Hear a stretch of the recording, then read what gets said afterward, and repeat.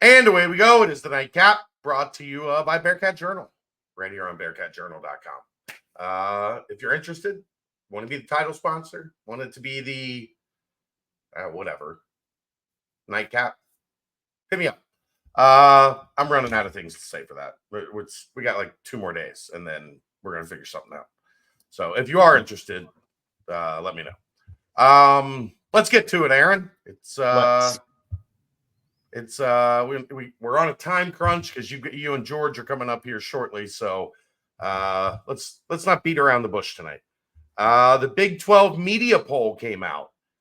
I'm guessing, I think I missed that while I was in Florida for volleyball. But here it is. Utah, Kansas State, Oklahoma State, Kansas, Arizona, Iowa State, West Virginia, UCF, Texas Tech, TCU, Colorado, Baylor, BYU, Cincinnati 14th, Houston 15th, Arizona State 16th. And look, I think it's pretty as accurate as anything can be in this league. Like, I don't really have anything when I look at this and go, I think UCF will be lower than 8th. But other than that, one thing stood out to me, and it's okay. Again, I touched on this last night, but it's because EA Sports has inflated, the media has inflated Colorado to these unrealistic, in my opinion, unrealistic heights. And they're ranked 19th overall on the upcoming video game that comes out in like 2 weeks. But for them to be all the way, they were 4-8 last year. Of course, they're not going to be heralded as good. And truthfully, the offseason for primetime has been a dumpster fire. So, Aaron, you know why a video game does that, right? Again, when you have one of your cover athletes, it plays both ways. You're going to have him hyped because he's a cover athlete. They have multiple elite talents. They just don't have enough of them. Like, you've got a great quarterback. You've got one of the, a guy that Hunter's going to go top 10 or 15 in the draft. You've got a defensive lineman that's supposed to that's really, really good. So when you do a video game, Shadur being great is probably a stretch.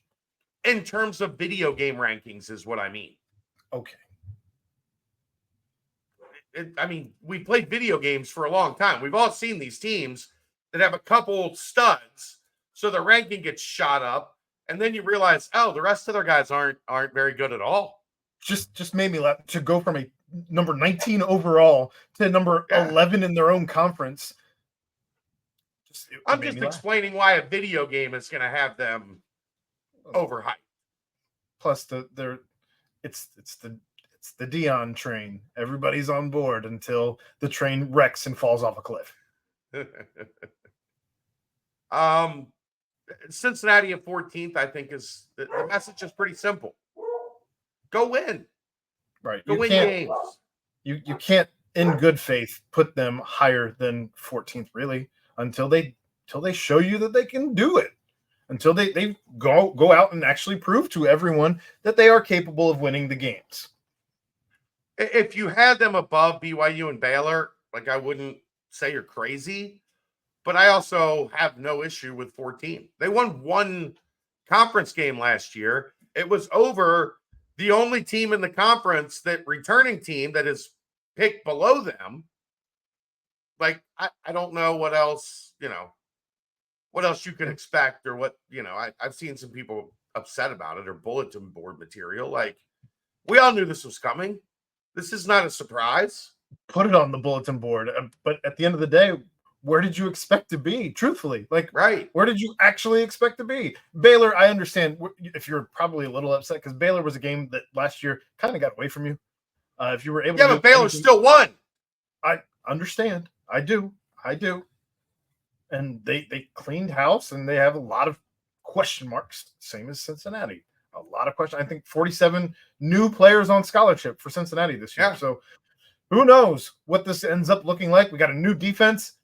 We still don't know entirely what it's going to look like.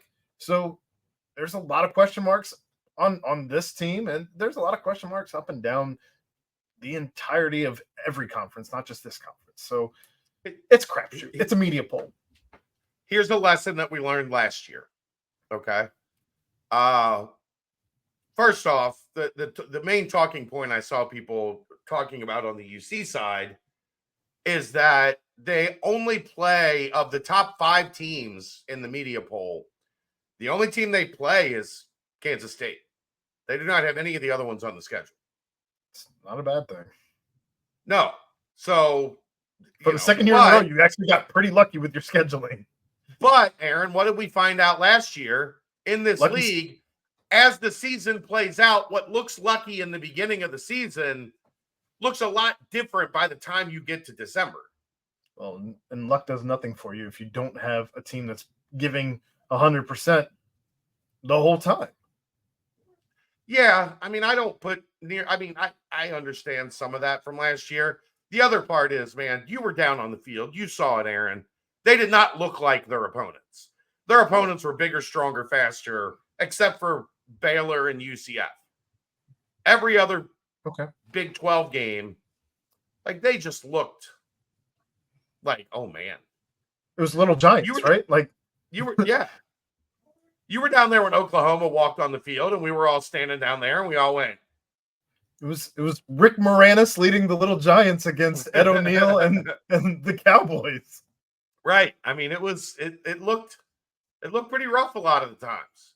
So the annexation of Puerto Rico was not going to help you against these teams. No.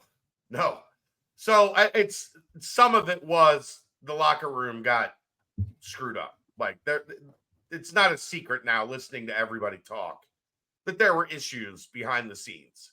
Right. You have to get that cleaned up, and we don't know if they've gotten that cleaned up until we get to see this team actually on the field, not looking dysfunctional. Yeah, when they first face adversity, I think we're going to find out what this team is actually made of. If they are what they say they are on paper, and in the way that they conducted putting this team together, sure, yeah, you've done the things that you were supposed to do. You're saying the things that you're supposed to say, and as a coaching staff, as a recruiting staff, as a locker room, as the leaders of the locker room, what else can you do? You've done everything that you were supposed to do. The top of the league, I think, is going to be very interesting because none of it really makes any sense initially. Like, I don't know, Kansas State, I think, has a good chance to win the league. I think Utah will fit right into the league. I think people look at Arizona and say Arizona's got as much, if not more, talent than anyone in the league. But they got a new coach, and there's some turnover there. What are you looking at? Tigers. I'm just looking at the rankings here.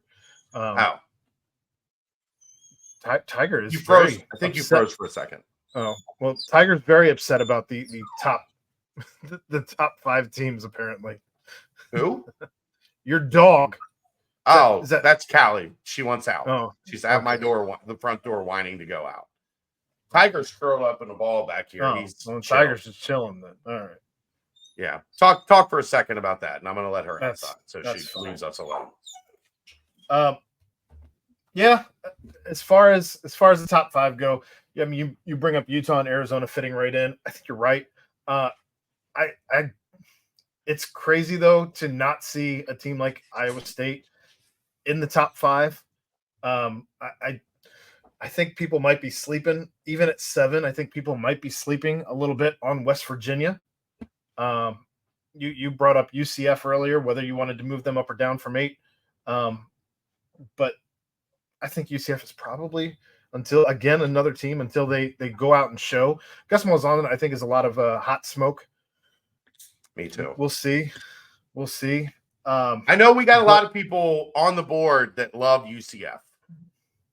They love UCF, and I don't get it. That's because you have 3 former Bearcats down there who we'll see. Yeah, I guess. We'll see. But this is something that I don't even know where Miles is going to get touches from, barring injury. Yeah. Did you see Deshaun's going one of the media day representatives for UCF? I've heard. That should be. He's eloquent. Very. Never mind. I'm not going to go there. But no, I think it'll be fun to hear him talk about being a leader again. Yeah. What you said. I don't know. I look at it and say, go prove it. Like, you want more respect? You want to be talked about or given, extra consideration because you've consistently been at the top of a league, which exists. We see it every year. There are teams that are voted into the top of their league because they do it over and over again. Well, you don't get that until you prove it. If you're Scott Satterfield, I think this is exactly where you want to be. You want to be at the bottom because if you want to continue to beat the drum at this team is gritty, this team is Clifton tough, this team is all of the things they've said all season long with their acronyms, EAT and all of the different things. I think this is where you want to be. I think that being heralded any higher than this with a quarterback who did some things at Indiana, but if he gets the job, there's still going to be a job. They're going to fight for the job, but I don't know. Eloquently said, Aaron. I know that's fine. I guess all I'm saying is with yourself to say the same thing. I did, but I don't know. I guess there's just going to be plenty of position battles up and down this roster, and you haven't proven anything. You said it earlier. You've won one conference game since joining this conference. You should. Right. 14 might be a favor.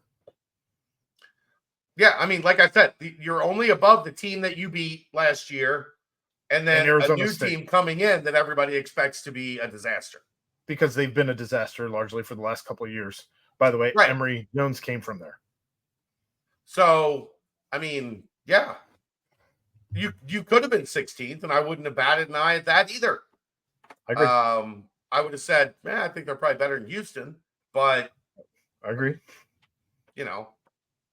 So, and then Dante Corleone and Luke Kandra on the media first team.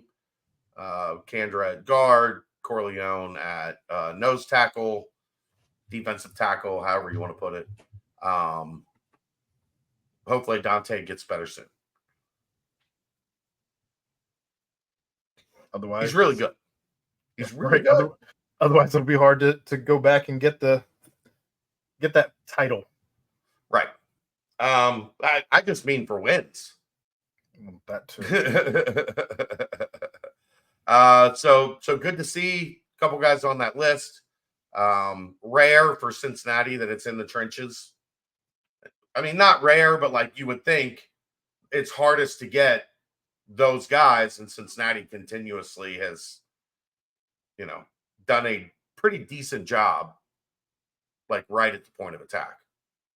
I'm curious to see where things end up at the end of the season. Obviously, Luke Kandra got the nod last year, but I think it's a larger nod, not necessarily in the preseason, but once the dust settles and all of that, who ends up actually winning the awards at the end of the season is a tale that will, I don't know, just kind of be what tells the story of this Cincinnati team this year. Yep. I don't really have anything else on that. Do you want to hit on the EA Sports thing, or you want to save it for tomorrow? I won't get too deep into it. I just want to point out, if you did want to, because depending on if there is an actual story that breaks tomorrow, we'll see. Otherwise, we'll keep this in our back pocket to dive into it on a night where maybe nothing is going on.